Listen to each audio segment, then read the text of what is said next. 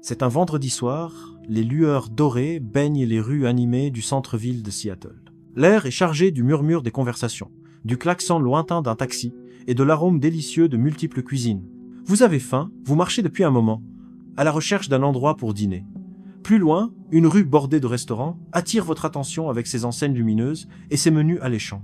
Vous réduisez votre choix à 2 établissements côte à côte.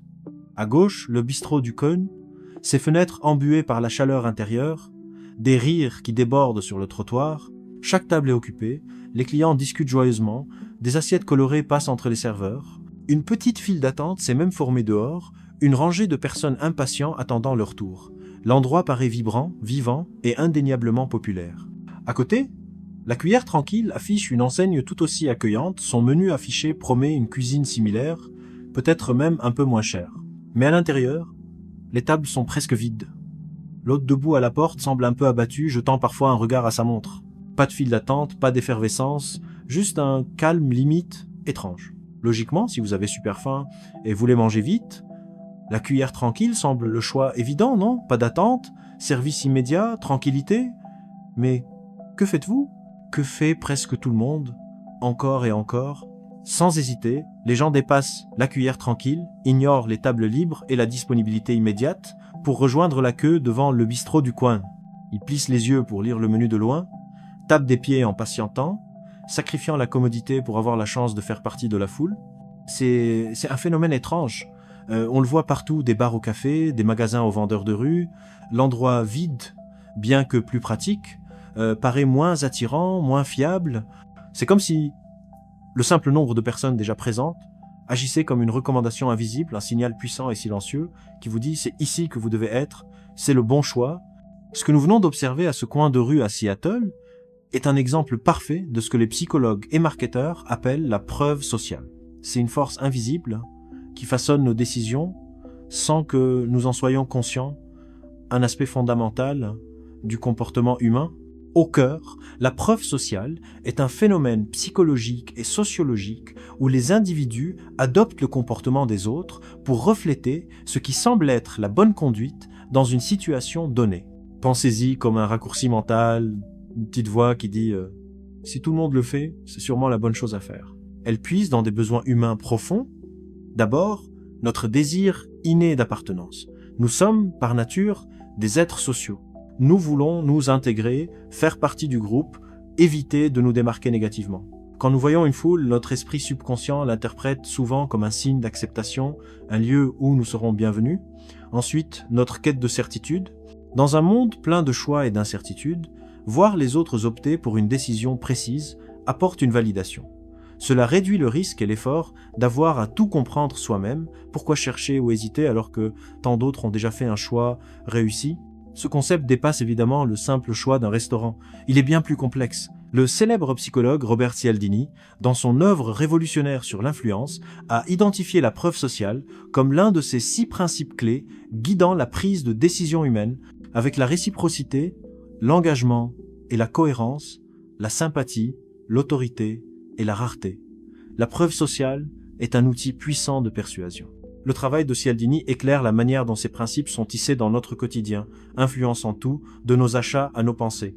Il ne s'agit pas de manipulation au sens mauvais, mais de comprendre les déclencheurs psychologiques fondamentaux qui nous poussent à agir ainsi. Et la preuve sociale en est l'un des plus forts. Pourtant, la preuve sociale ne se limite pas à choisir un restaurant ou un produit. Elle est intégrée au tissu même de nos vies, modelant notre réalité de façon souvent invisible. C'est un courant subtil, nous poussant doucement, souvent sans que nous sentions la pression. Il y a quelques années, le jean slim était partout. Puis, presque du jour au lendemain, le pantalon large a commencé à apparaître, d'abord sur les podiums, puis chez les influenceurs, et soudain, on les voit à chaque coin de rue. Chaque personne a-t-elle spontanément préféré le large? Ou la vue des autres adoptant ce style a-t-elle créé une pression silencieuse, puissante, pour se conformer, à être dans le coup, éviter de se sentir à part? C'est pas un complot, mais une tendance humaine naturelle à s'aligner sur ce qui est populaire ou accepté. Ou considérer les choix des consommateurs au-delà d'un simple restaurant. Quand vous naviguez en ligne, que cherchez-vous en premier? Probablement les étoiles, non? Et le nombre d'avis. Un produit avec des milliers d'avis 5 étoiles semble un pari sûr, même si un autre moins noté serait objectivement meilleur.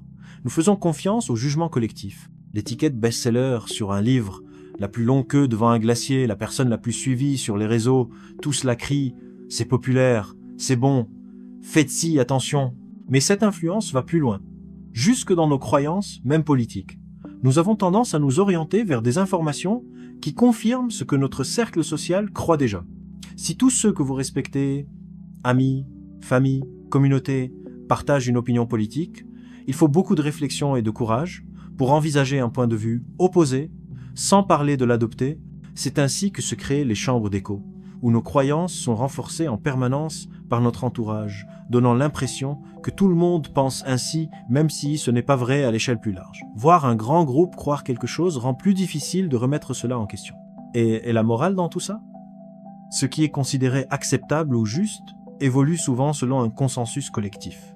Pensez aux changements historiques, des normes sociales, des attitudes face à certains comportements aux idées évolutives de justice.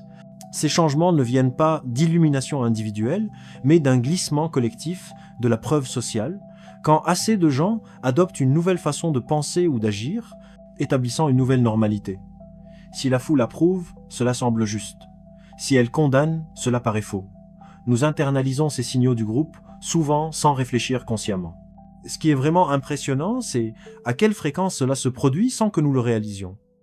Nous ne nous levons pas en décidant consciemment « Aujourd'hui, je suivrai aveuglément la foule ». C'est un processus subconscient, partie du système d'efficacité de notre cerveau. Nous voyons les autres agir, percevons leur choix comme validé et l'adoptons. C'est un raccourci, une manière de naviguer un monde complexe sans réinventer la roue à chaque fois. Cela apporte confort, réduit le risque, crée un sentiment d'appartenance.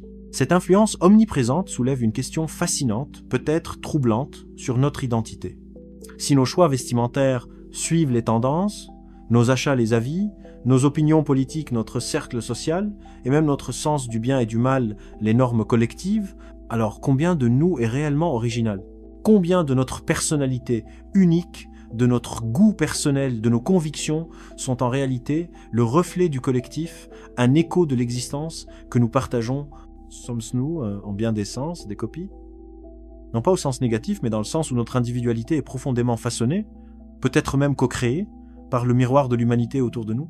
Alors, si nous sommes tous, d'une certaine manière, des copies, cela signifie-t-il que nous sommes piégés? Pas du tout. Cela signifie simplement que nous devons devenir plus conscients. La preuve sociale est une force incroyablement puissante, un raccourci que notre cerveau utilise pour gérer un monde complexe. Elle n'est pas intrinsèquement mauvaise, mais comprendre son influence est essentiel. La vraie puissance ne vient pas de rejeter la foule, mais de savoir quand on est influencé et de décider consciemment si cette influence correspond au vrai moi, nos valeurs, notre chemin unique. Prenez un moment avant de réagir. Demandez-vous, est-ce que je choisis cela parce que je le veux vraiment ou parce que tout le monde le fait? Il ne s'agit pas de s'isoler ou d'être toujours à contre-courant. C'est cultiver une conscience critique, une confiance tranquille pour réfléchir, discerner et finalement choisir. En comprenant la preuve sociale, nous gagnons une meilleure connaissance de nous-mêmes et de la société dans laquelle nous vivons, nous permettant d'être des architectes intentionnels de nos vies et non de simples reflets du collectif.